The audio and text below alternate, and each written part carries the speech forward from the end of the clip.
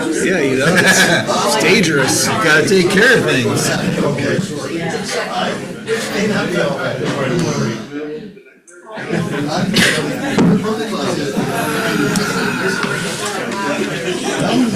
Yes, you may.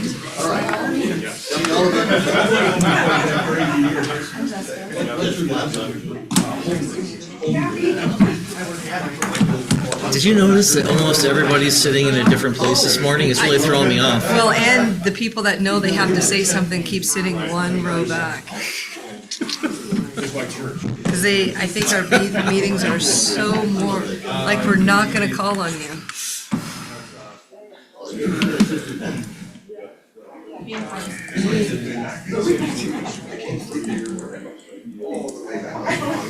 I know, just from my brain. Are we ready? All right, it is 9 o'clock and we're here for our regularly scheduled business meeting. We will begin with our invocation. Let's pray. Dear Lord, we come to you this morning in praise for all you have done for us. We thank you for another day to serve you. We are humbled that you work in and through us, guiding and leading our lives. We lift up the commissioners to you, Lord, asking now that you would fill them with your Holy Spirit, guiding and equipping them for the task ahead of them today.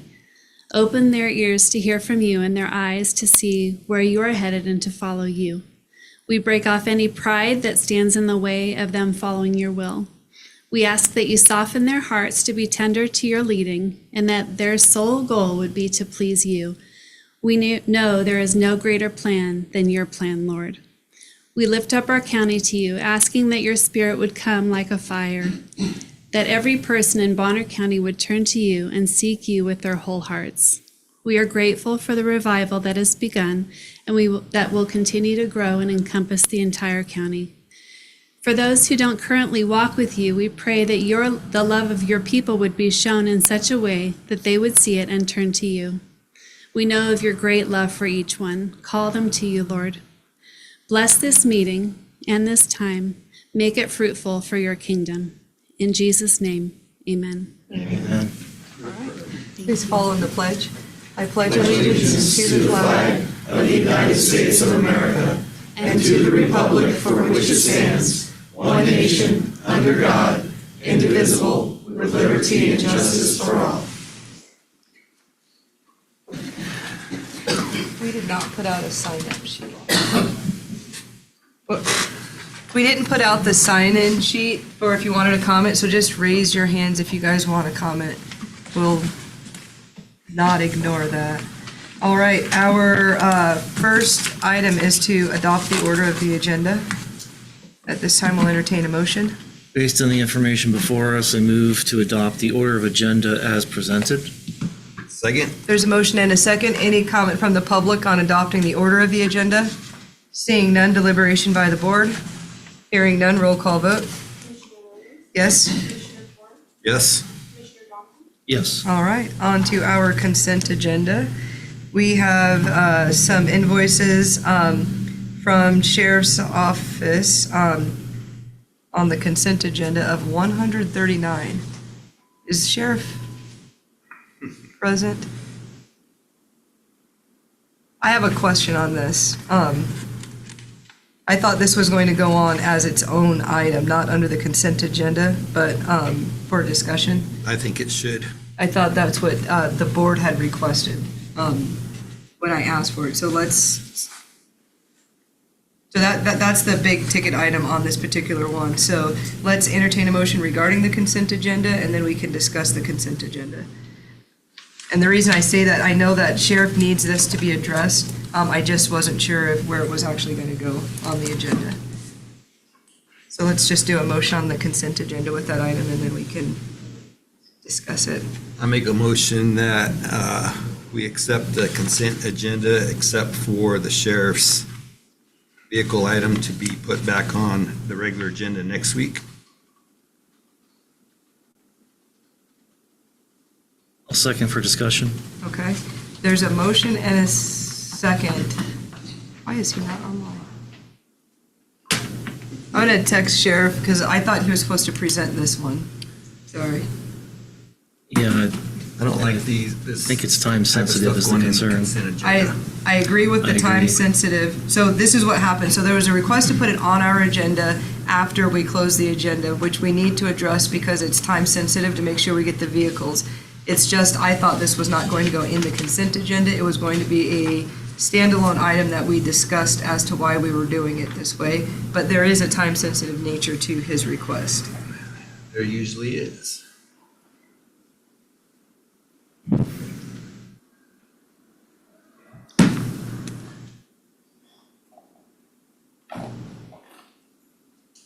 Christian, can I ask you to step out and call Sheriff Wheeler and ask him to log on to explain why we need to do this one? And then, I can do that. Like, I can call Sheriff. oh, okay. All right, so there's a motion to remove the item, the invoice from the sheriff's office. We've advanced it we're going to move it so that we can discuss it. So we're going to go to public comment on this first, and then the board will discuss it, and hopefully sheriff will get in so that we can make a decision on the item. Any public comment on the consent agenda, motion as presented? All right, seeing none, deliberation by the board. So can I start, because I'm aware of this, I was contacted about this item. So Sheriff Wheeler was in search of vehicles that were found by the dealership, Taylor and Sons, and they were being held for the sheriff. And the request was that we authorize the purchase of the vehicles because of there was an uncertainty of whether or not the dealership would be able to hold the vehicles. Once we get vehicles, we have to take vehicles out to be upgraded to address the sheriff's needs. And so in as much as sometimes we want a lot more time, in this particular case, instead of doing a 24-hour meeting notice, it was requested that the board add it, which we added it on our agenda before we noticed the agenda, but it was just past our internal deadline. So we put it on the agenda to discuss why we needed to do this purchase, to make sure that he got the vehicles at the rate. I just thought he was going to present his item. Bill, you leaned forward like you were going to say something. Good morning, everybody. Bill Wilson, for the record. I think that if the board had wanted it as a separate agenda item, it's still within the board's power to do what you're doing now, which is to pull one out and to talk about something that's in the consent agenda, if you feel comfortable approving it after you've done that. Mm-hmm. So in other words, trying to do essentially what you would do with an individualized item. It's still in the packet. It's still been agendized. It's we've satisfied the public open meeting requirements. If you guys feel comfortable approving it in this batch. So I would just encourage you guys, if you have questions, I think this is a good practice for consent agenda stuff. Just ask these additional questions before you move to approve it. And then that would be a way to try to accommodate your desire to have more information about it and still comply with the agenda that we've presented. So are you saying we can take it off the consent agenda and put it on the regular agenda? No, I would say you can still approve it as part of the consent agenda, but you're free to ask any questions you wish about items on that consent agenda. So we use that as an administrative convenience when we have a large batch of things that we would rather not spend time on. But you are free to pull those things out individually and talk about them, and that's what we're doing now. So if you're satisfied after the discussion or what Commissioner Williams has said that you think the purchases are necessary, you could either withdraw the motion or the board could say, no, we're going to turn that down, and then vote to approve the consent agenda as originally presented. If you are satisfied with that, if you're not, and another board member agrees with you, you can move it to another meeting. If that's your prerogative. I'm just saying you have the ability to approve it if you're satisfied with the discussion. And so what I want to make sure is the board gets the opportunity to ask Sheriff Wheeler the questions directly, because that's one of the things that, when I said we got to put it on that agenda, that was so that the board can ask questions about the particular purchase, while equally trying to meet his need of getting it done this today, to get an answer today. I got a hold of the undersheriff. He's on his way here, Commissioner. On his way here. Correct. You could So In this matter, you could do the Well, consent agenda at the end of the meeting. we- There's no reason we can't do that. we adopted the order of the agenda, which says consent You can back first. up and do it again. I'm just saying. We can do if it's whatever that we want. critical, you can do it again. So let me see if you have, so I've heard the issue. Let me see what the other board members want to do. Do you feel you need questions from the sheriff's office on this item, or what's your positions on this? I think it would be wise to have the sheriff's office present the item. It's a significant purchase. I know it's within the budget. There's a line item for this purchase, but I think it would be good to have the discussion. So I do think it would make the most sense to simply vote down the current motion and then create a new motion to amend the order of agenda to move the consent agenda item after the BOCC items to allow time for the undersheriff to arrive, since we understand he's on his way. Is he using lights? Talking maybe less than 10 minutes, commissioners. Okay, so no lights. He's not pulling over anybody on the way to get here. Okay, That's not something he does. all right, so Commissioner Korn, are you okay with that option? Moving it to the end of the Yes. agenda, Voting down yes. the option you gave? I'm not going- happy for multiple reasons, and things need to recognize- change. I recognize that, which is why I Do you said let's recognize call- that? No, I knew what your position was, so I want to How make do sure you we know? address it. All right, so let's call roll call vote on the motion on the table to remove the invoices for our 5K Sheriff Taylor and Sons at $139,263.30. No, No. No. So we're going to go back up to the order of the agenda and entertain a motion to amend the order of agenda. I move to amend the order of agenda by placing the consent agenda after the BOCC items on the agenda. second? There's a motion and a second. Any comment from the public on the motion on the table? Seeing none, deliberation by the board. None? Hearing none, roll call vote. Yes, Yes. Yes. motion passes. Next up is our clerk. Discussion of FY25 claims batch number 44 totaling $828,070.98 will be presented by the comptroller, Jessica. Yes, so I am here for claims batch 44, totaling, as Chairwoman said, $828,070.98, of which Road and Bridge had about $202,000. The airport grants were about $128,000, and then our self-insured medical was $267,000. Any questions from the board on the claims batch? Nope. All right, hearing none, we'll entertain a motion.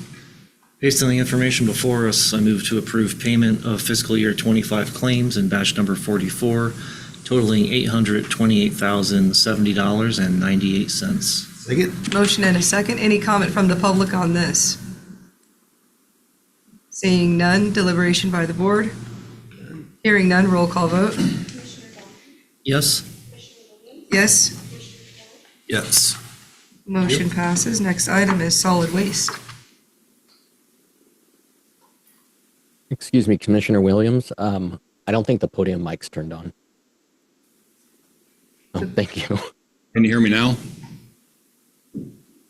Mr. Lady, can you hear now? Yes. Thank you. Morning, Commissioners. Bob Howard, Director of Solid Waste, for the record. Solid Waste is requesting to reallocate a total of $100,000 from line item 0239470, capital land improvements, to the following accounts. $60,000 to 0237530, site repairs and maintenance. $38,000 to 0237040, vehicle maintenance and repairs. And $2,000 to 0237423, tipping floor maintenance. Reallocation of these funds will allow solid waste to make the needed repairs and purchases within this fiscal year, and this has been approved by legal, auditing, and risk. Does the board have questions for the director? Just one, Director.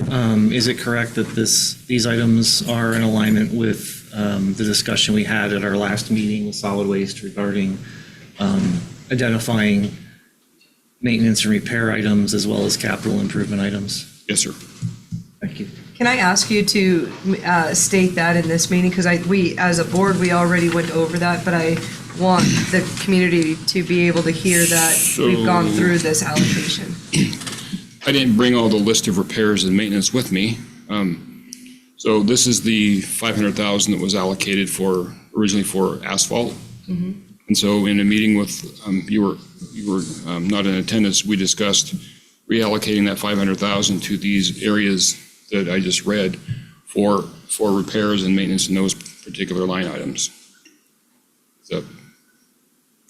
So I watched the meeting, so Okay. I want, so when we say site repairs, can you give a summary of some of what those repairs are? One of the things that we addressed as a board when we're looking at the budgets is we want to see what are the plans that we had. So every year you do a budget where everything you ask for actually doesn't necessarily get funded, but it doesn't mean that the director or department didn't identify the need already existed. And that's in part what took place in this meeting was, since we didn't need to use the money where that bulk was placed, then we allocated it to areas that were already identified as needs. And so there's some things that you identified in that meeting, they were already identified, but they're not being explained in this meeting. So I'll do what I can. I didn't bring the list there's quite a list of items to go along with that. Just some high-ticket items. So site repairs and maintenance, I believe we need to put in a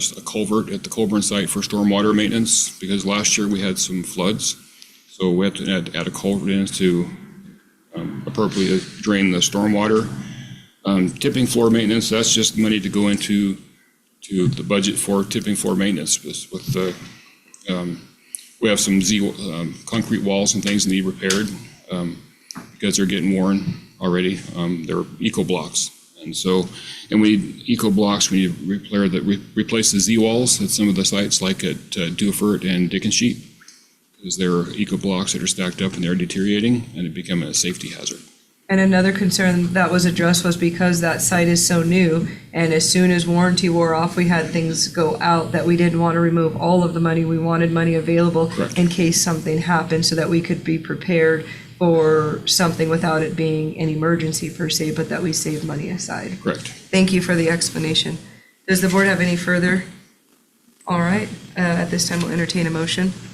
Based on the information before us, I move to approve resolution number 2025-50, the reallocation of $100,000 from line item 023-9470, capital land improvements, to the following line items: $60,000 to 023-7530, $38,000 to 023-7040, and $2,000 to 023-7423. Seconded. There's a motion and a second. Any comment from the public on this item? Seeing none, deliberation by the board. None? Hearing none, roll call vote.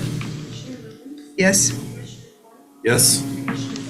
Yes. All right, motion passes. Next item, Justice Services. Morning, Commissioners. Ron Stolz, Director of Justice Services, for the record. Just one item this morning. We're looking to enter into a contract with Boundary Security in case of emergency situations where we need a transport or someone to sit on a suicidal juvenile at the hospital, similar to like the adult jail does, when they have someone that they have to sit on for several days. That doesn't occur often in the juvenile world because they have parents that they will take responsibility most of the time of those youth. But we'd just like to have this in place just in case we do have one of those emergency situations and we're unable to find staff. As you guys know, we are short-staffed to come in those specific situations. They charge an hourly rate of $36 on a regular day and a holiday rate of $54, and that's only as needed. Again, I don't think we would necessarily use them very frequently. I would hope not, but it's nice to have this as a something to fall back on in case we are put in a real sticky situation. I have a question for you on this one. So how often have we used it? And in our current fiscal year budget, do we allocate a sum for anticipated use? We have never used it because we've never entered into an agreement with it. Without your approval, we would not have used them. That's why we're here today. But we see a possible potential need for that in the future, as long as we're staying short-staffed. We're hoping to rectify that, but that seems to be lingering on way longer than we had anticipated. So funding-wise, we would likely use tobacco tax funds to pay for that. So we would have funding to pay that if we did have to utilize their services. So when we looked at a contract like this, was this the best of, did we have more than one option to look at, or? To my knowledge, this is the only option. option. And they come recommended because the sheriff's office uses them more regularly than we would. In fact, I think they utilized them last night on someone that's sitting at the hospital. So they've utilized them and have had success with their services. So we're just kind of following their lead on having this as a backup plan. Sounds good, thank you. Any further questions from the board on this item? I do have one. Yes, Ron? Just out of curiosity, under travel expenses, where's that from? Is it a specific location, or is it from their home, or? Where are you looking at? On page 2E, travel expenses, BS employees shall be reimbursed for travel expenses at the rate of 75 cents per mile. So that would be once they arrive at our facility or at the hospital. I'm assuming that's going to be from Boundary, because they reside, I believe all of their officers reside in Boundary County. So any travel that's accrued in the process of them getting to our location or the hospital, or if they're transporting a youth to Kootenai Behavioral Health, to the acute psychological unit there, that would accrue at 75 cents per mile. From their own Additional base to or their wherever. hourly rate. Can we clarify, because I think Commissioner Corn is being specific, and it's a good question. Are you saying that we're going to pay travel from getting into the position, or the travel incurred once you're on our campus? So I would have to get some additional clarification on that. I don't know that for a fact. I would assume that since they're stationed in Boundary County, if they were coming to our facility or coming to the hospital, I'm assuming they're going to be charging the mileage from Boundary County to Bonner General Hospital, if that's where they're sitting, or if they're coming to our facility, I would assume they're going to charge us travel time from Boundary County to our facility to Kootenai Behavioral Health. But I don't know that's for sure. I would like us to get that answer, because the coming and going to start work is different than travel associated once you get here. Agreed. And there's a difference of, and I don't know, for their end, that's their business on insurance of coming and going, but to charge the county a mileage rate to get to the location to perform the function is different, and their rate is a pretty good rate per hour. And so once you get here and you have to move around, the government mileage rate issue, I get that. Right. But to say, because I live in Boundary, you have to pay me to get to your location, I wonder if we should take a look and see, because that. I can ask. I mean, I would agree with you if it was an employee. We have employees that live in Boundary County. We don't pay their travel expenses to get to work, but where we're contracting with an outside agency, I would assume they're probably going to want to charge us the mileage on top of the hourly rate, but I will clarify. Yeah. Because then we could look at other options possibly too. Yeah, I'm not there's sure there something- are other options, but Okay, we can explore that as well. okay. Because I know I'm the cheap person up here, but I can make an argument that they have to come out of Boundary County for most Agreed, of their work. agreed. And so to charge us it seems like the argument is actually more on our side. It is a higher rate of pay with a very clear, we're incurring a pretty good cost here. So if they were working full-time within our county, the idea of saying we pay the coming and going of work, because if you paid the coming in, are you also paying the going home rate as well? Is it from the moment you call, all travel you're saying is incurred by the county? Even though we have not used it, I think that question should be answered.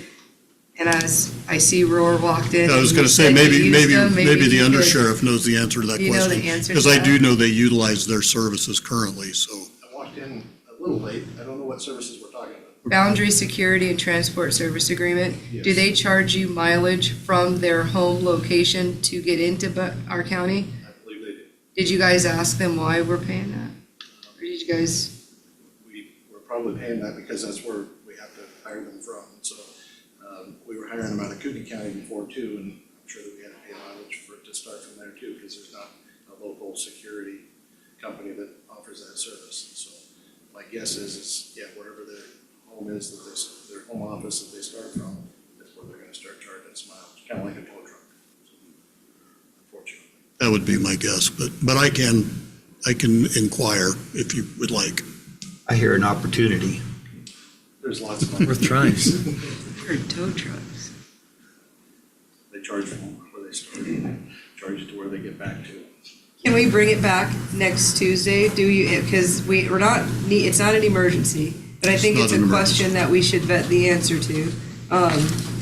That's my thought, and I think that was a good question to ask to make sure. Sure. What are So your my, thoughts? my suggestion would be not to just ask the generic question, but to suggest that we would like the language to indicate that the mileage is from our facility to wherever, the juvenile's being treated and back, and see if they're willing to agree to that limitation. If they say no, then we know the answer, but at least we can try to confine the cost within the language of the agreement if they're willing to do so. Yeah. Is that what you were thinking, Commissioner? It is.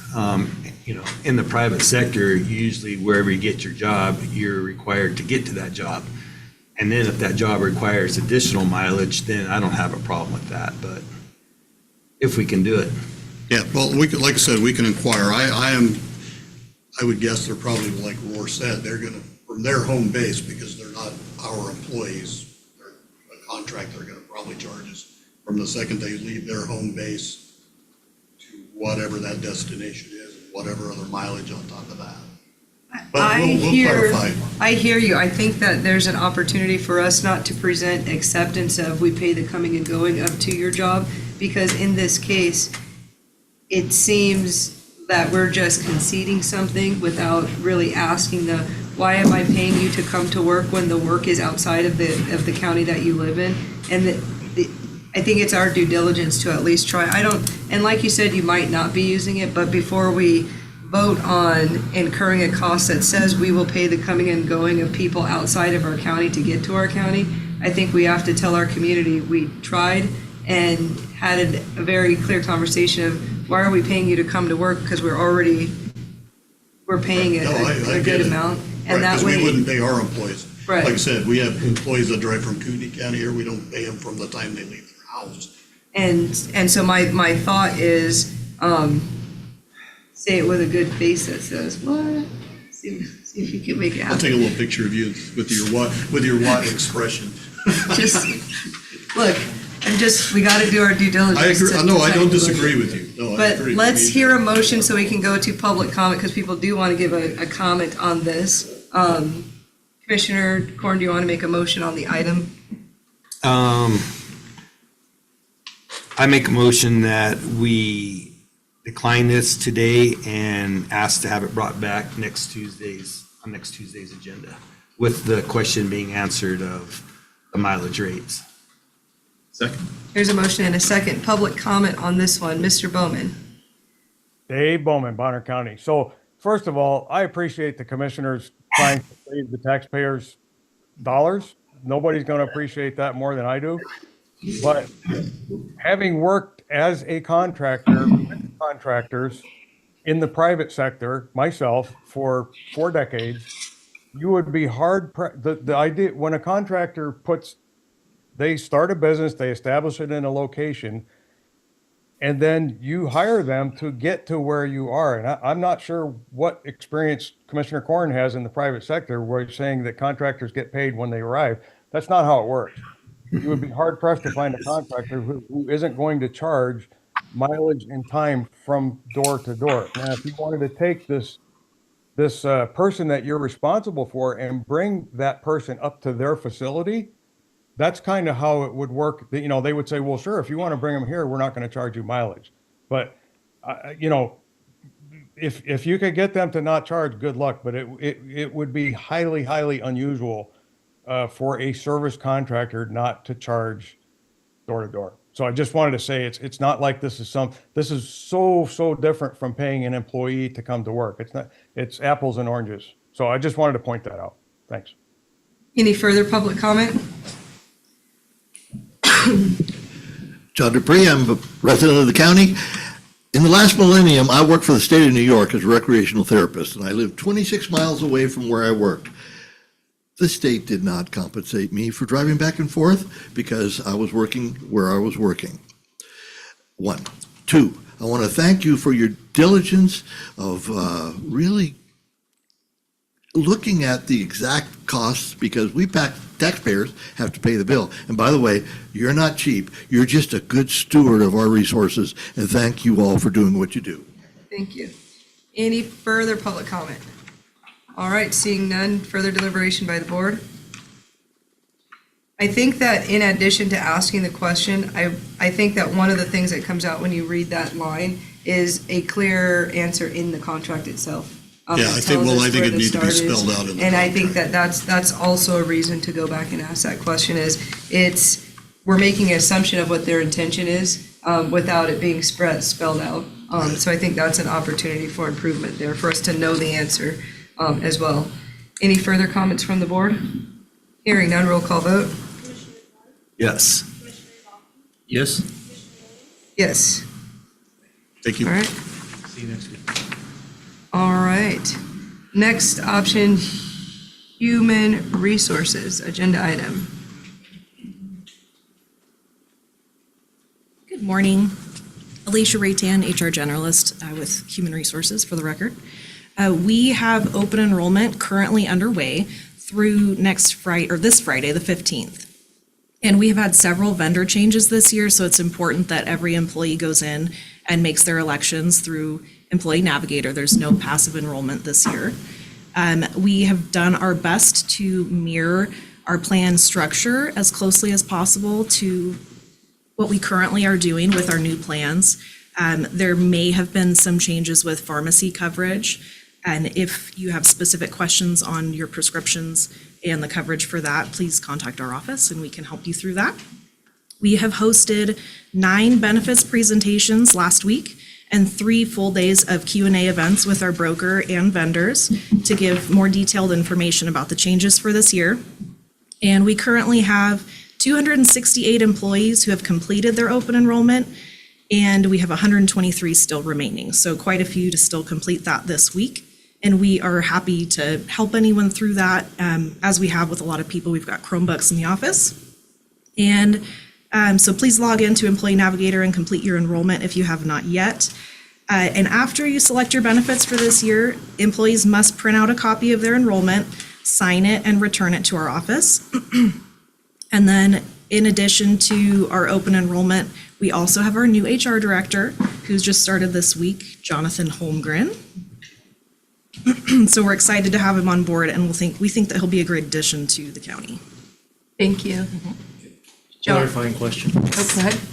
So I'm going to self-admit that I may have been someone who didn't catch the detailed note.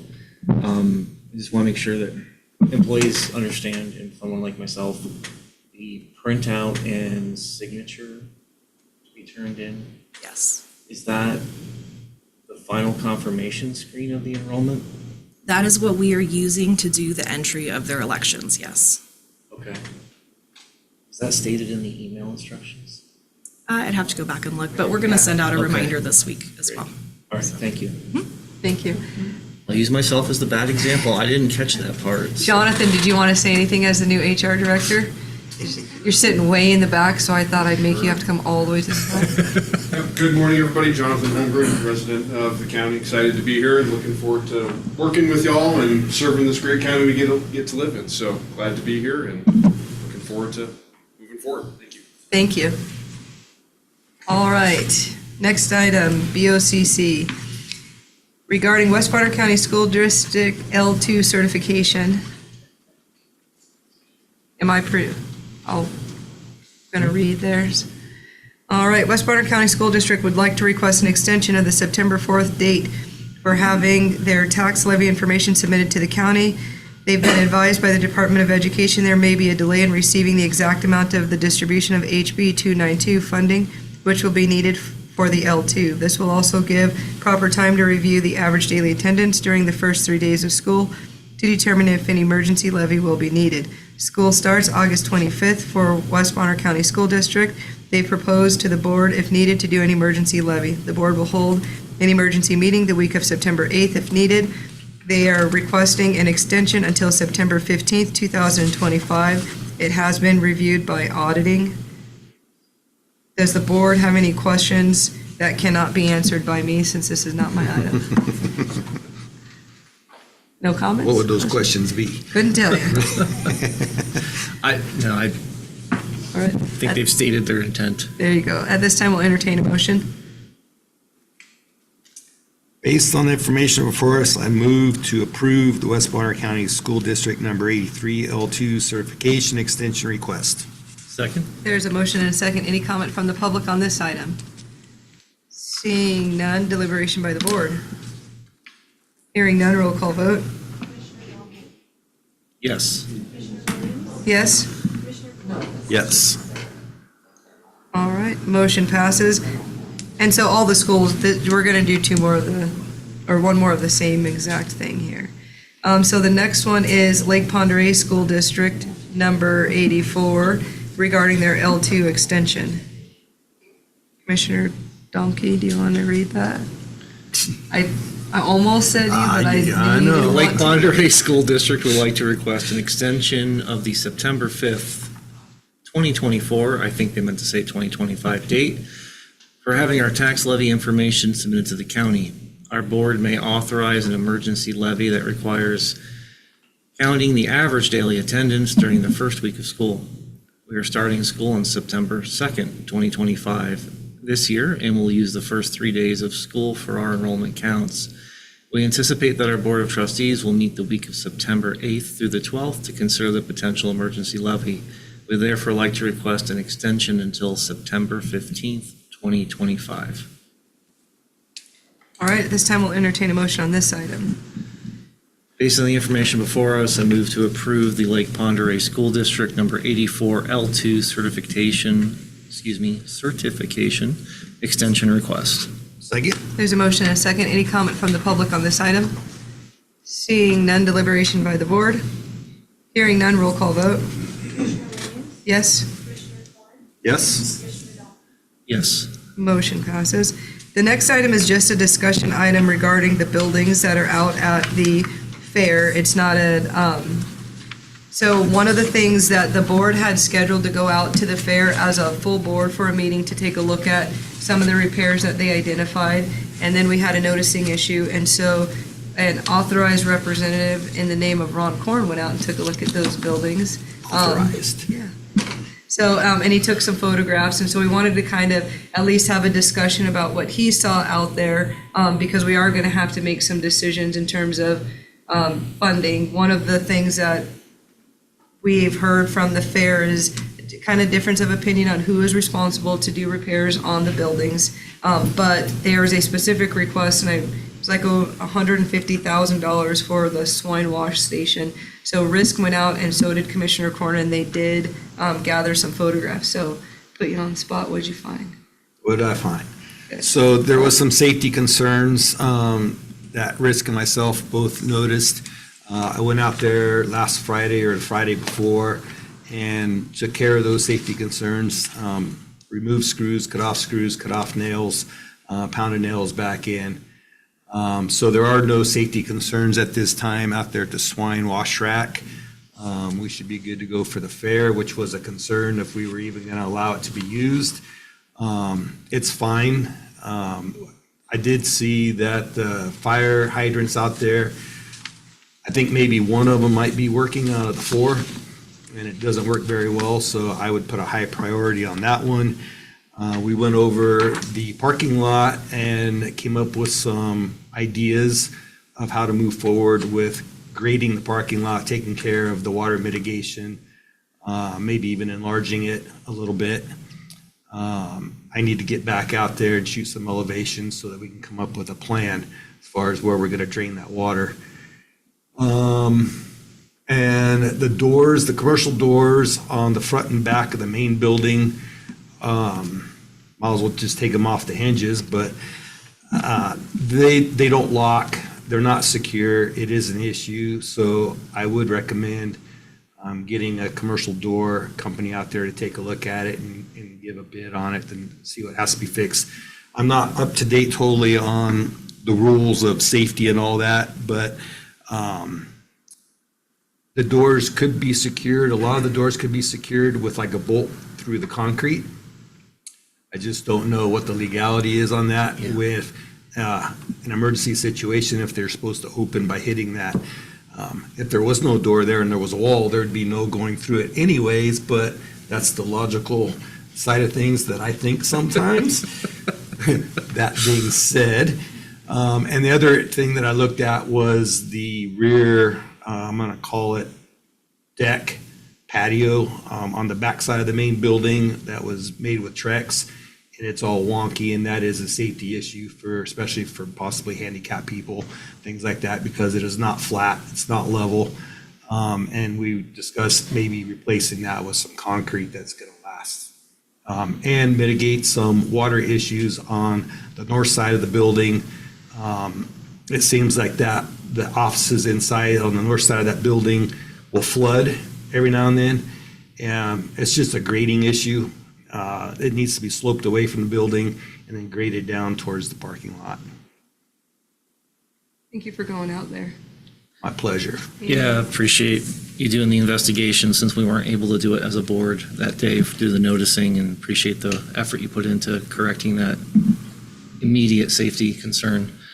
And I know that when the Fair Board at our last meeting with them presented their first draft of their 5-year or long-range plan, I think they had 7 items identified that they thought were going to be capital needs, but those had not yet been prioritized. And so I think that investigation that you did will be good information for us to discuss with them in our next meeting to help talk about what the prioritization of budget should be for those items. So I think that's going to go a long way in helping that conversation. So I think we appreciate really that. need to concentrate on the infrastructure first, besides, the wants, the new swine wash rack. I understand that their concept idea out there is great and wonderful, having the concrete pad and the steel. It's going to last probably forever. But what we have is working. It just needs a little TLC, as I stated in my memo to you guys. But what I would consider a higher priority are the actual infrastructure, the posts, the roofs, things like that need to be addressed. The floor inside that main building. There are some infrastructure issues before cosmetic stuff, if you will. And I know community is wanting to know what is the board's role, because there are 2 different boards with competing rules on how we can engage. And so we are working on that through legal of, we have statutory obligations. There is a autonomy aspect of the fair board. We are getting through the fair, but we haven't lost sight on the concerns that keep coming from wanting to see what are the upgrades out at that fairgrounds. They want to see where the money is being spent. They want to see the fiscal responsibility and the future viability of the Bonner County Fair to continue, which for some people, you guys are sending ideas and thoughts about, how do we attract more? We're getting a new population with new tastes and interests, and it's not all a 4-H centered population anymore. They're wanting to see a bigger vision. Members of the Fair Board have asked the question of, can this board write the plan for that board in terms of their strategic plan of where to go forward? But that's one of, and we've tried that before, then we got advice from legal that we can ask them to show it to us because they need to make a plan, but we can't make them do that. So we have to increase the collaboration. This board has held meetings with the Fair Board in public so that you guys can see we're trying to create that dialogue. The question about rates of pay has not been lost. We're working through that while we're also trying to put on the fair this year. So in part, hopefully the community sees that our board is actively soliciting the objective information, especially as it pertains to them coming to the county asking for budget funds for projects, which is why we wanted to go out and take a look at what they were working on. Because when we got the list, we kind of all walked away with the same thing, as everything had a safety concern mark listed on it. So then it, with no explanation of what made it a health and safety concern, versus us being able to go and put eyes on what it is that they were working on. And they're doing their best to create a viable fair, and we're trying to do similar what we're doing with the county budget of pulling things in to give a process and procedure that the county can depend on and rely on for future fairs. So we're still working on it. It's not lost. It is there's a little bit more red tape unnecessarily gifted to counties from the legislature when it comes to running a fair and being a board of commissioners. Yes, I just want to encourage that we continue the conversation amongst the fair board and our board, because I think that last conversation was a good start. Commissioner Corn has more information now with eyes on, and I think then what we can do is just perpetuate an iterative process to say, how do we define priority of need? How does that fall within the priority of the budget? How do we phase that out over a number of years? So I think we have some good capital planning that we can do in a collaborative way between the two boards if we can just keep the dialogue going. Okay. So if there's no further discussion from the board, we'll open up for comment from the public on the discussion item. Christina? Oh, do you want? I can go first, Raptor. Christina, let me pause you and let Christian go, because we had the risk manager also go out to the fair. Christian Jocelyn, the risk manager. I remembered when Ron was talking, there's another infrastructure project the board had asked me to help the fair with. That was their stadium, their seating. And they had saved tens of thousands by building it in-house based on manufacturers' instructions. And it passed, city inspection too. They actually said they built it over higher standard than required. Even so, they did a good job on that, just to give a shout out. And I did visit many times, and they followed the instructions and actually overbuilt it. So it's a good thing. Thank you. All right, Miss Christina. Good morning. This is Christina L. Nicholas Anderson, Bonner County resident. Thank you for the feedback on the fair and what you found. You can hear me okay? Yes. Okay.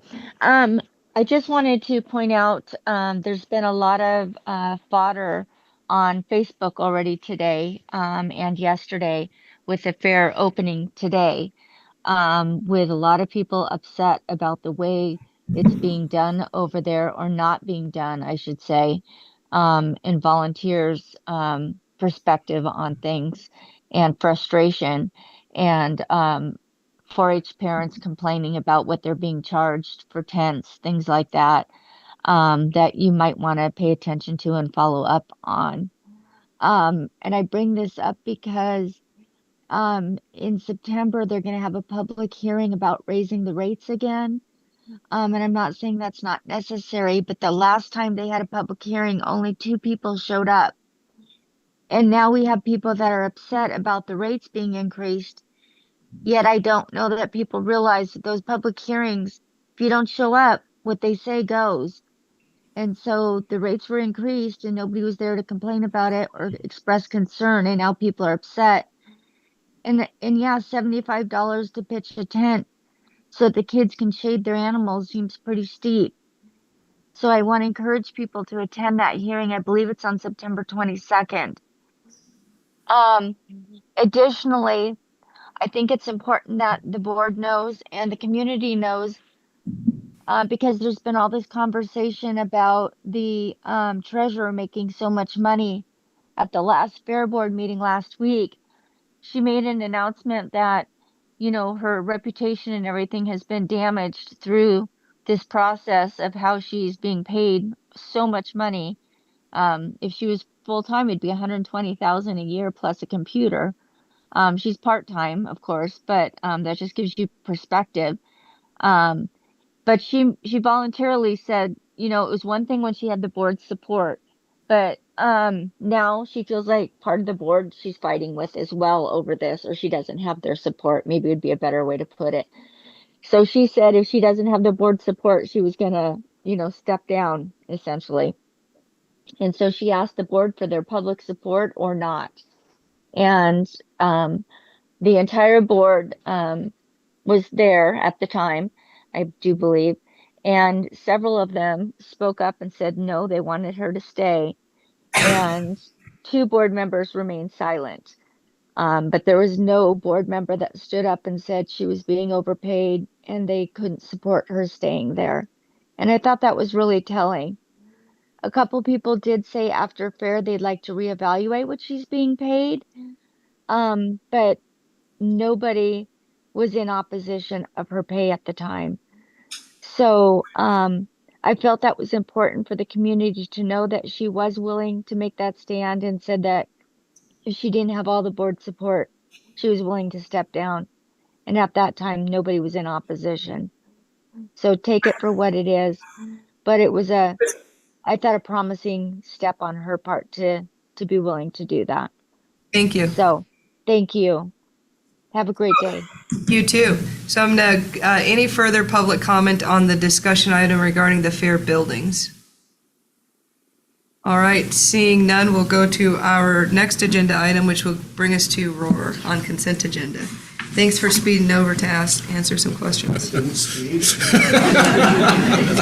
Didn't we approve that the snitch radar thing for the sheriff's office? Nobody caught you? No, I don't think we got one of those. So. I've been pulled over a couple times, so I have my own word for it. Good morning, Roar Lakewold. I apologize. I did look at the calendar and I saw it on the agenda, and I saw it was on the consent agenda. Yeah. And so the sheriff mentioned that it was going on the consent agenda, but I didn't know there would be questions. So No here I worries. am. And so, yes, we're asking to approve the purchase of 3, and I don't have the exact particulars in front of me, but 3 Chevy 4-door short bed 4-wheel drive service vehicles for our fleet, and they'll be put into patrol. I think the cost is roughly in the 43-ish each, if I remember correctly. 46-ish, but yeah. 46-ish each. Close from my memory. One of the benefits to we've been trying to work closer here. The dichotomy of the dealership that we dealt with in years past has changed, and so it gave us an opportunity to work with Taylor and Sons. There's a benefit. We don't have to send anybody to pick them up because they get them here into Bonner County. The other benefit is we're dealing with Bonner County people.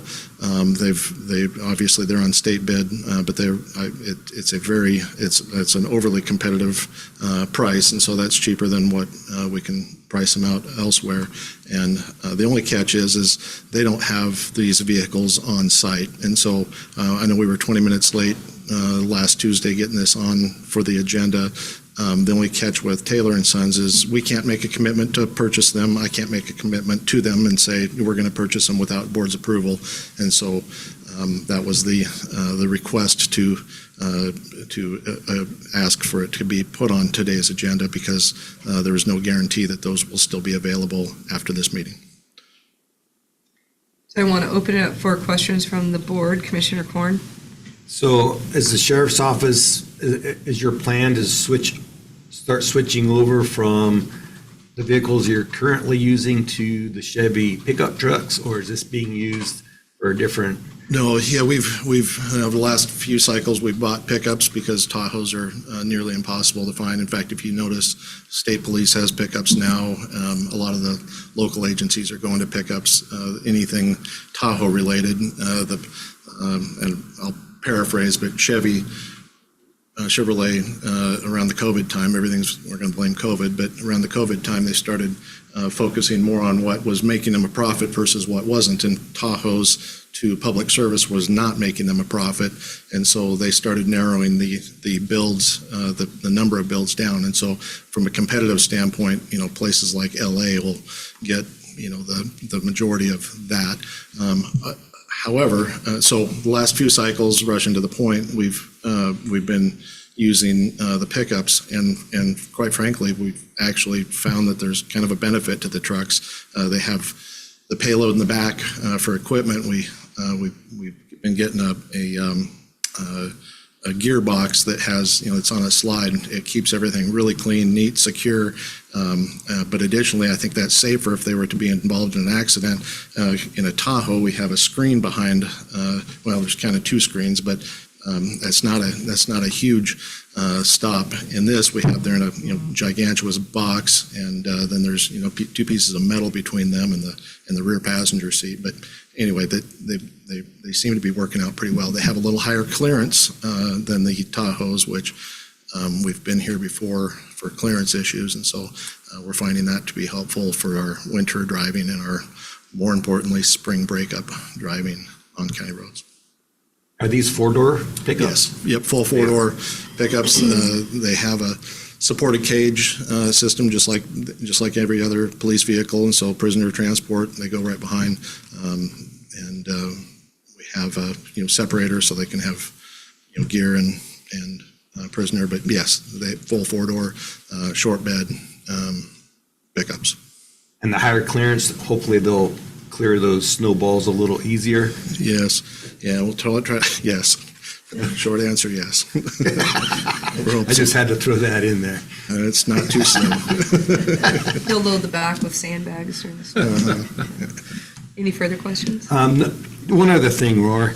I'd appreciate it if you would communicate back to the office that these things go on the regular agenda instead of in the consent agenda. I would appreciate that. That's not a problem. If we can maybe we'll communicate a little bit more, but if we can get like a price cutoff, and so we don't have any confusion when we're submitting these things, but I'll know from here on out, vehicles we'll put on regular agenda. We're more than happy to answer questions of the board and the public, but we don't, it wasn't for any other reason other than that's just what we're used to doing. So. And I think on this one, it's that we already allocated funds for the purchase of vehicles. This is, right. Now they have been found. And I think that's beneficial for the community to know that this isn't a new budget request. This is Right. just now we have found it. And in order to follow through with the purchase of it, it comes to the board to clear that process of it. And that was part of anything over 5,000. But to Commissioner Korn's request, that's part of one of the things that when it comes forward and there wanted more explanation than just kind of greenlighting it in the package, to provide that explanation, because the community, and Doug's hand is raised, so I'll point to him, they want to know those high items in that consent agenda, and to have that opportunity to have a Yep, dialogue on it. So I completely appreciate understand. you pitching for the sheriff's office. Absolutely. And is it accurate to say that this is part of the fleet renewal schedule that we were talking about during the budget cycle for Yes. next year because of the number of miles and condition that the fleet is in? And so we're trying Yes. to maintain an average mileage and safe operating condition for the fleet as a whole. It is, yep. So yes, short answer, absolutely right, and long answer, yes. So the goal is to get the, over 200,000 ones and/or the ones that are in the, high 100s that are now starting to really cost us money to keep rolling and safe. These are backfilling those, and the other ones will then go to either secondary use or to surplus. So. Okay. All right. At this time, are we ready to make a motion on the consent agenda? Based on the information before us, I move to approve the consent agenda as presented. Second? There's a motion and a second. Comment from the public. Mr. Patterson. Yes, I was wondering if he could give us a comparison of the gas mileage of the pickup trucks versus the conventional police car. So these particular trucks, and we have not a long history of this engine package, but this is, it's foreign to me, but it's a 4-cylinder turbo in a full-size pickup, and oddly enough, it does really well.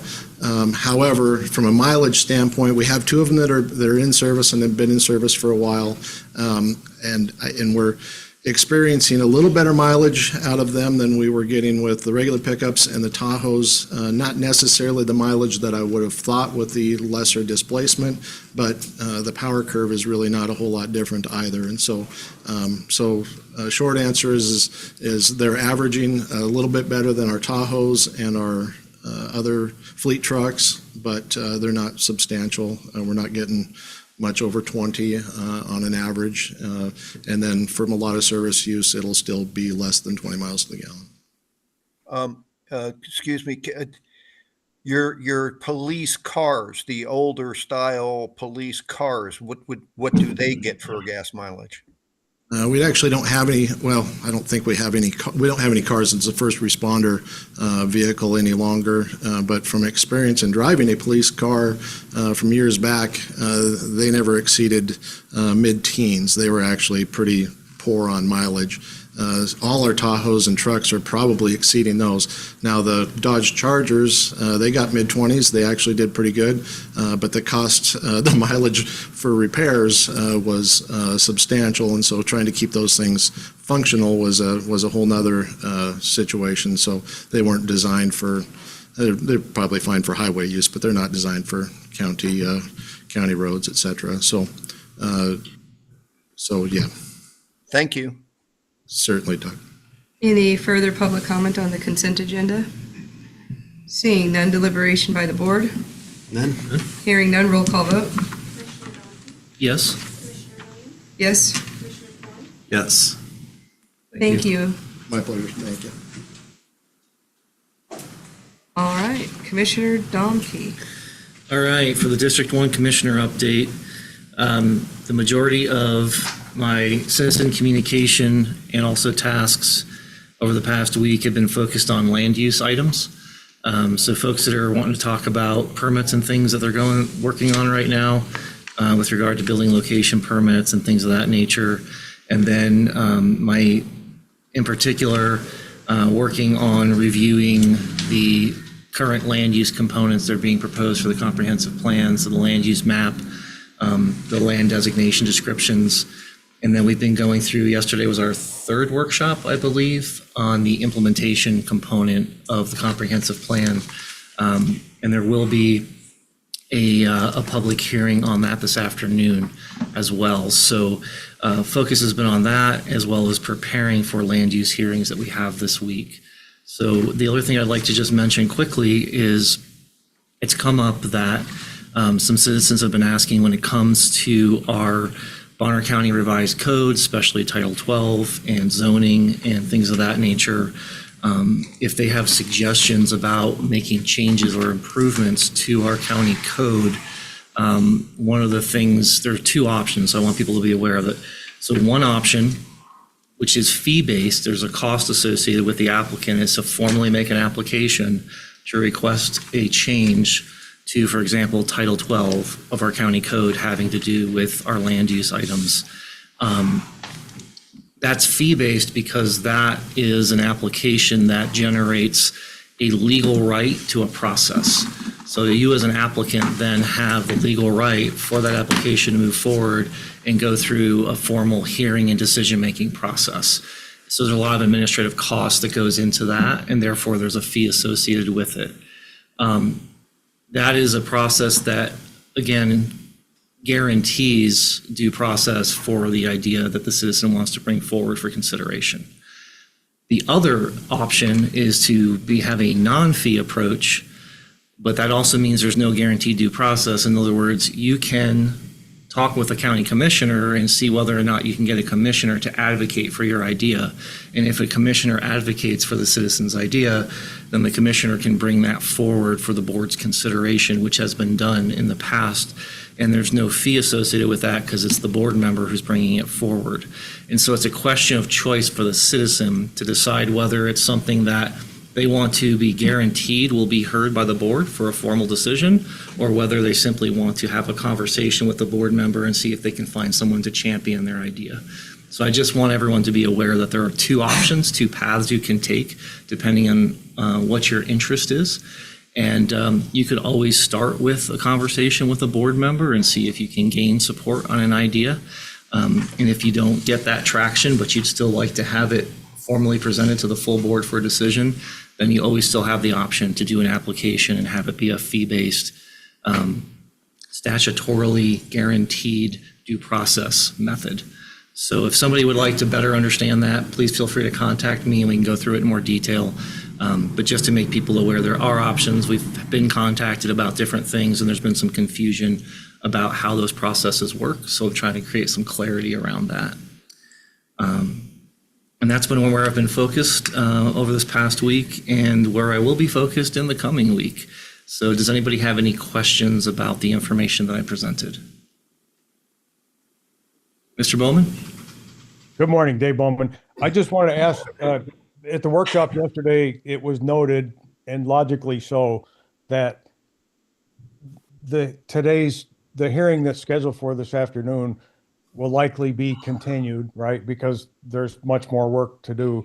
My question is just, are you going to maybe you don't have a plan yet, but are you just going to open the meeting and continue it? Or are you planning to actually go through a certain amount of the hearing process before continuing? That's just a curiosity on my part, if you've made that call yet.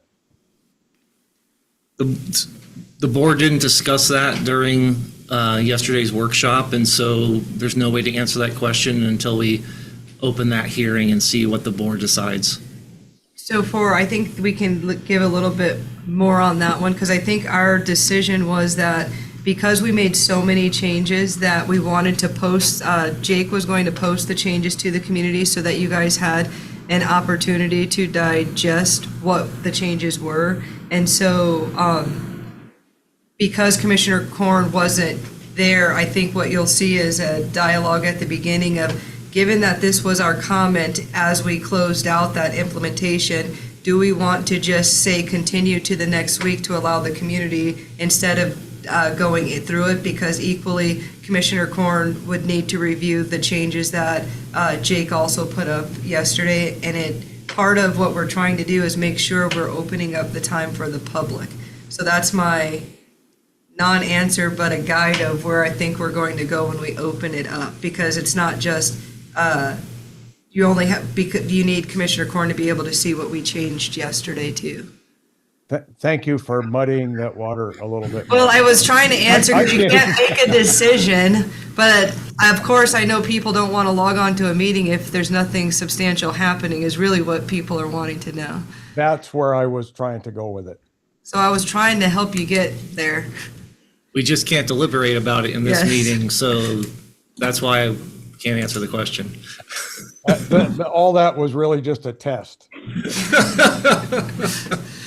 Mr. Dupree. John Dupree, I have a question. I only come to these things. I don't go to all those workshops and stuff like that. It kind of sounds like if somebody is in a public comment type thing, that now we're going to be charged to make a suggestion to the board. No, so Wait, that was a suggestion. You're supposed to take this money, is what I heard. the new fee schedule. So the point I'm trying to clarify is every member of the public is always welcome to come and make public comment and offer suggestions, or to come and speak to an individual commissioner and see if that commissioner will champion an idea for them and bring it forward to the board. But if someone decides that that's not satisfactory and they would like to ensure that their idea will be fully heard and formally voted on for a decision by the board, there's a process to do that, but there's a fee associated with that process because it's a full administrative process. There's costs associated with an application, reviewing the application, holding formal hearings to make a decision. So it's just like it's the same thing as, for example, is if you were to say, I'm applying for a building location permit. There are administrative costs associated with processing that application. So if you want to see a change to the county code and you want to champion that as an application, then there's an administrative process and an associated fee. But a citizen doesn't have to take that path, but that's how they have a guarantee that it'll be heard and voted on. You can just bring the idea to the board and there's no fee associated with that. But there's also the risk, right, that the board may say, well, we don't agree, we're not going to carry that forward, no one's going to put that on the agenda. But my recommendation would be a citizen always start by making either the public comment request to the board or speaking with an individual board member to see if they can find someone to champion their idea and bring it forward, because then there's no fee associated. But if they're so passionate about having an idea heard and voted on, they have the option to apply through the application process to make a code amendment, and there is a fee associated with that. Okay. I think a good example to point to is the RV code amendment. Keep Bonner County Rural made the suggestion and they requested it be put on the agenda, and then it became an item that the board put on the agenda. That's a good example of community kind of in action. And that's what he's trying to tell you is even if you come to, if they would have come and no board member was willing to put it on the agenda and make it a board item, then they could have still moved forward and followed a different route if they couldn't gain support so that they could put it in front of the community in a different way, but there's a cost associated with doing it that way. In that example, the board looked at what they brought forward and said that it was something that the board wanted to take up and have a formal review and vote on. So that's a real-life example of what he's describing to you. Any further questions for Commissioner Domke? All right, seeing none, District 2, Commissioner Williams. So ongoing issues and concerns. So I'm gonna, a lot of people have messaged. As far as the permitting and land use and everything else, should I speak to that now, or is that? Do you, not, so you can ask your question now, once I go to the ongoing issues and concerns, because I'll pop it open for questions, and then we can put on your thing. Okay, so ongoing issues and concerns, so I'll just start with what you're here to talk about, is there's a question about builders when we say that you need that will serve from a third-party entity, and that slows down their building process, and the impact that it has on Bonner County as a community. So there is a question that the board take up the issue of, is it reasonable and appropriate to have that piece in place before someone can continue because of a hardship? And so this gentleman is actually going to give you a comment on that and why there's a request that the board take it up. So that was a nice little segue to that. So there were some additional issues that people have brought forward, and some of them are requests for legal review. So I'm going to tie a couple of things together to kind of tell you where we are. We've got board positions coming up, planning and zoning board positions. In order for the community to give the most input, you need to apply and be present for those. But there has been an ongoing question as to whether or not these should be open interviews so the public can see it. I did request a legal opinion with a parallel between how we do magistrate. So when we're doing magistrate, it's actually open. The public is there to watch all the questions that all the people that sit on that board ask and answer, and you get to hear what we're seeing in their applications, what their content is. And so my question to Bill and to Lewis was, we call it a job, but it is not a job. The point of these commissions is they're doing a deeper dive into the information, but from a public perspective, the public want to be able to give their input to the people making the decision on how the decisions are being made on land use, which is always the big topic. You also have that when it comes up with fair. And so I have a position personally on, should it be opened or closed? The question is really going to rest on where is the legal argument that it has to be closed? And that's kind of the position our county has taken, is that portion, that is an interview, therefore it's closed. I am kind of making the argument that maybe some of the specifics about the deliberation on the board might be something, if we're talking about something specific about a person, but in general, do we treat it as, leave it as open as possible and then go to an executive session if there's something that we hit that we would call something that should be exempt or an HR personnel aspect? Before we get back into, we have waterways, parks, or we have waterways, planning and zoning board members that need to be filled. The public has continued to ask this board why we're not doing that publicly. So my hope is that we get a very clear legal answer before, I know that they emailed.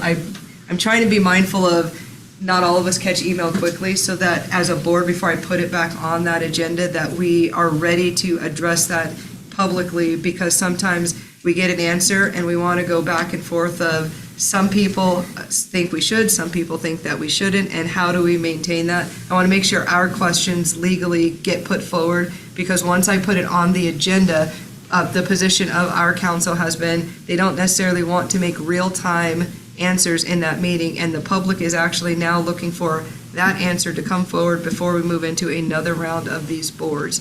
And so that's what I'm working on that now. I know that I want to make sure the board as a whole gets an opportunity, and then I'll come to the board members and say, Have you all seen this? Are we ready for me to put it on and we bring it to the public for an actual vote? Because that's how I want to bring it to the board, is a vote on how we're going to conduct interviews for board and commission positions. So that's one of the issues there. There is an LEPC meeting this 14th, which is the Thursday at 9 o'clock in this building. Their topic is public health emergency preparedness for those interested. We have some commissioner chats coming up. The 19th is a commissioner chat with Inland Power regarding their storage pilot program that is going to take place in Southwest Bonner County. They've already received the grant. This is an opportunity for those that live in that area to understand, but also for those that don't live to understand, because if you're not with Inland Power, this might be something, if it turns out to be a good idea for the community, that we look to other people to see if they could create that type of a pilot program.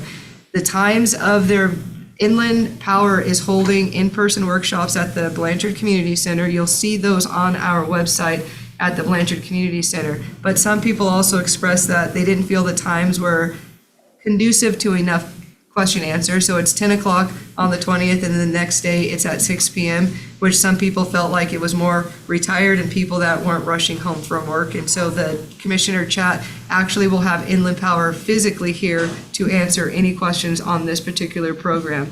And so it's an opportunity to gain information and insight and the direction there. On the 26th, it's with our state controller, Brandon Wolf. He will be on Zoom. I have given all of the questions that people have emailed me to ask him as he goes through Transparency Idaho and Town Hall Idaho site, that he uses examples that are germane to what we care about. School was at the top of the list. People want to see where the funds go through the school, so he's been asked to use that as examples. So I want to remind people, as we come up to that time, 45 minutes couldn't be shorter for a topic that everybody is messaging me about, especially from other counties. I did ask other counties to watch, but not really ask questions. And when we ask questions, I'm going to be a stickler for, please don't tell a long story to get to the question. Ask the question directly. We're not going to be able to hold the mic. I want as many people to be able to ask Brandon questions. You're not going to get everything answered, but it's an opportunity in the right direction to understand the finances of the state, and then how you can look at what we're doing as a county and individual departments. But it is very short. I recognize that. There's a lot of talk about mental health in our community, which I'm excited about. I'm working with Dr. Wasif.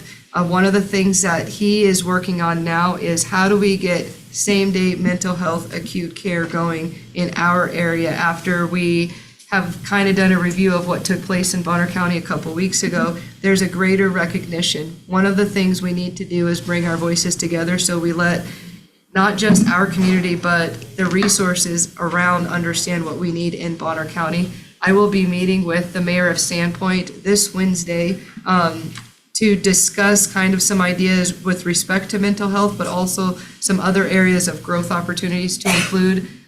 We're going to throw in our issue on our fire hydrants out at the fair and see what deals we might be able to make on that expensive potential $20,000 cost there. So we're moving in the right direction. Mental health is a big issue in our area. We're trying to think outside of the box, and we're getting a lot more attention from across the state in terms of what Bonner County needs in terms of services available. We are still working on the 988 issue, getting legislatures involved as we come towards a new legislative session to address the unintended consequence of litigation, or not litigation, of rules that we put in place that removed a resource from our community. So I am going to open up to have the discussion on why you want the board to take up the issue. So you have to state your name and grab the microphone there, sir. And you can explain the issue to the board, and then, because you and I have had that conversation, and then we'll hear what you have to say. Okay, Patrick McKenna, Bonner County resident. What's happening specifically in the Idaho Club is Gem State refuses to provide a will serve letter for us the ordinance just got passed last year. It's literally a year old.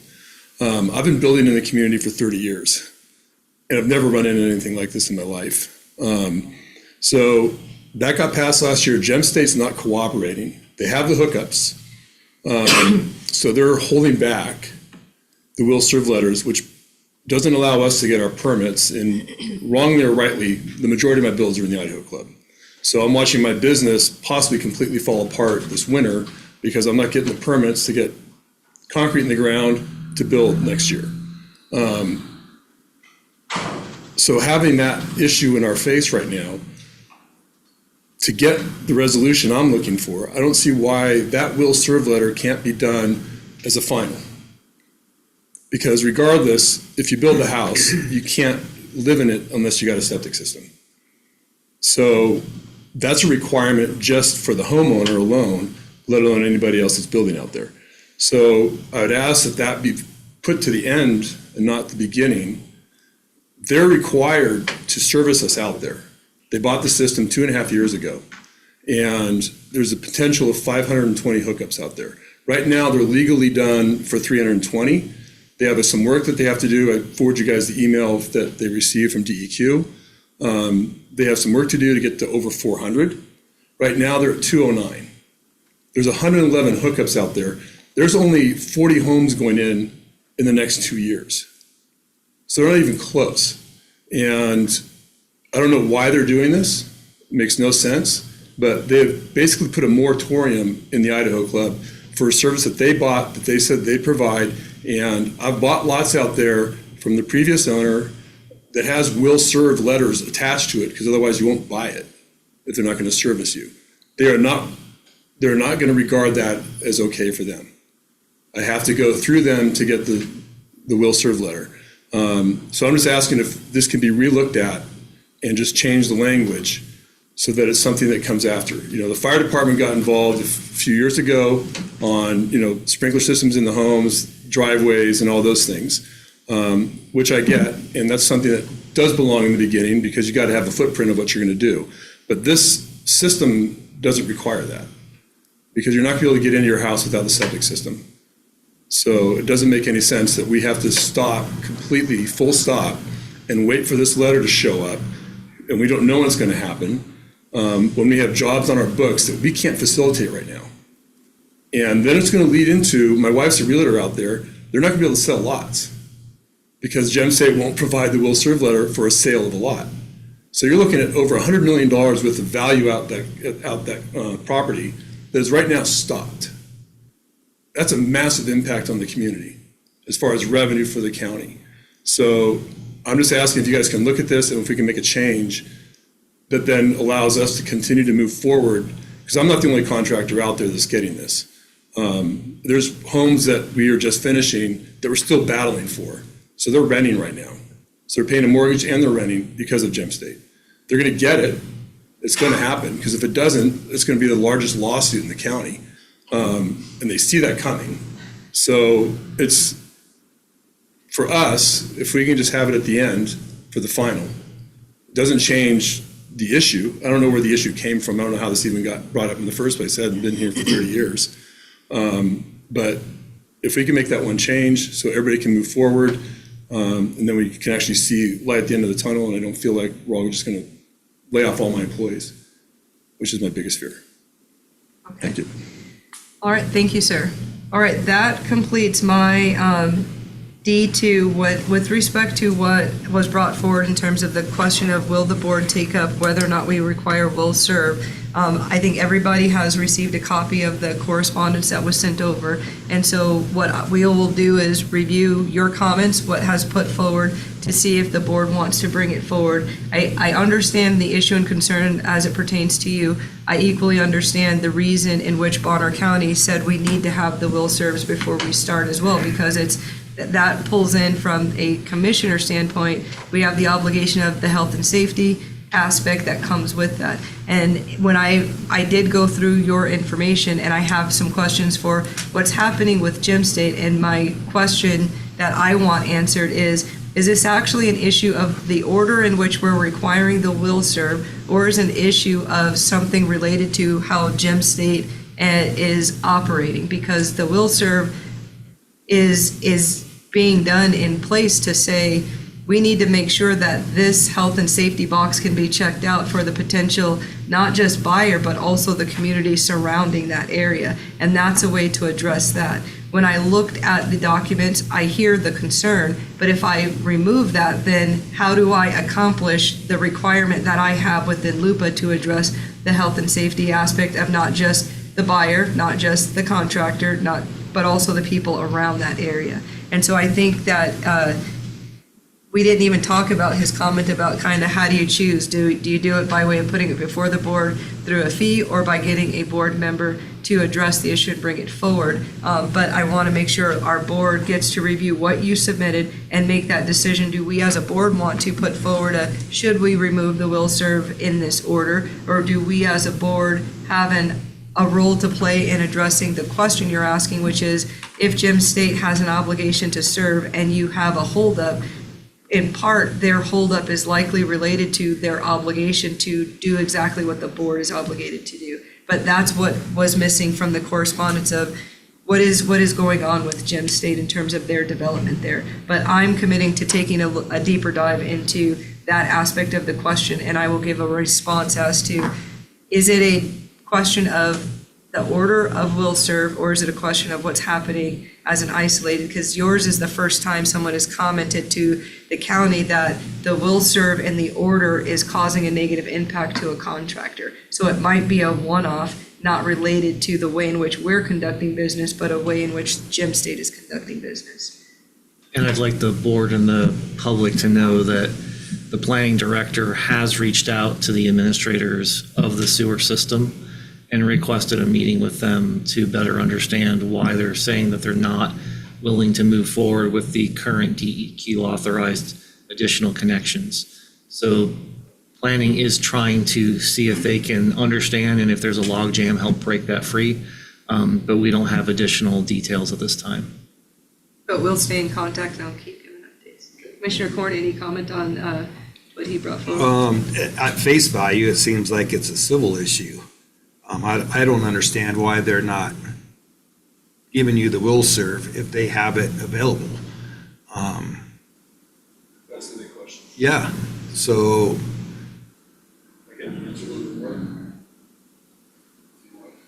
more. Not on that. I think that you can have a conversation with him, only because with us, it was bring your issue in front of the board to see if a board member will pick it up. And so what you're hearing is it's being worked on and we understand the concern. That his comment on civil issue kind of sucks you right out of Bonner County issues. So I'm going to let that one ride there. So I'm going to open up the District 2 Commissioner report for questions for me, but I'm going to give a clarifying comment. It's not about a comment on what someone said. It's a comment on what I presented as a district commissioner. Mr. Bowman. Good morning again, Dave Bowman, Bonner County. So you might have predicted this. My comment is going to be with respect to conducting the interviews for your various commissions and committees in open meeting. And you already know my position on this, but I'd like the public to hear, and I'm glad that you have someone from HR, or our new director of HR in the room, and someone else there it looks like. And I want to remind the board that if you look at recent history, following the advice of legal has quite often not put you in the best position, either personally or with the court system. And that has been repeated over and over and over and over. So putting, in my opinion, my understanding was this came up a year ago, as you know, and it was put before legal at that time, if I understand it correctly. And their rationale, which in my opinion is completely flawed, is that somehow or other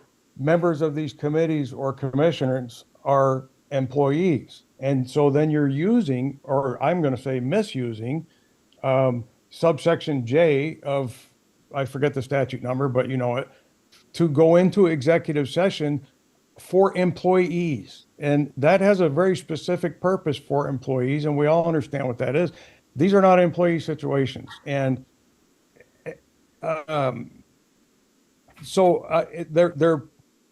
these people are making recommendations to the board, some cases, like the zoning commission, making final decisions, and as such, as I've written, have potentially far-reaching fiscal and legal ramifications to the county, which means to the citizens of the county.